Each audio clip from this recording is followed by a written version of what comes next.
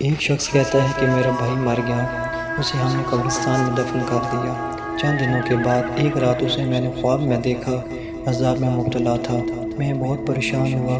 چند دنوں کے بعد دوبارہ اپنے مرحوم بھائی کو خواب میں دیکھا، لیکن اب وہ نعمتوں میں غرق تھا۔ میں نے پوچھا، بھائی یہ کیا ہوا؟ چند دن پہلے آپ کو عذاب ہو رہا تھا، اب آپ نعمتوں سے بیزار ہو رہے ہیں۔ مرحوم بھائی نے جواب دیا، کل رات ایک عورت کو ہمارے قبرستان میں دفن کیا گیا۔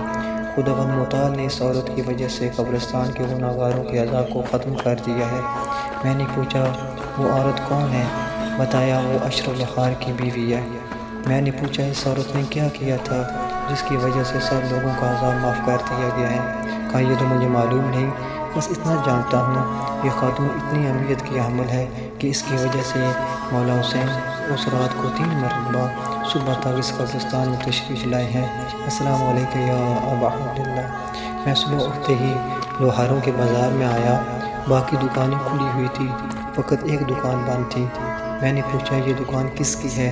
بتلایا گیا، یہ اشرف لوہار کی دکان ہے۔ پوچھا، یہ دکان کیوں بند ہے؟ کہا گیا کہ اس کی زوجہ انتقال کر گئی ہے۔ میں دوسرے لوگوں کی طرح اس کے گھر تعزیت کے لیے چلا گیا، اس کے قریب جا کر بیٹھا۔ جیسے ہی میں نے خلوت محسوس کی تو اشرف لوہار سے سوال کیا، جناب آپ کی زوجہ کربلا کی زائرہ تھی؟ اس نے کہا کہ نہیں۔ میں نے پوچھا کہ وہ ذاکرہ امام حسین علیہ السلام تھی؟ کہتا ہے کہ نہیں۔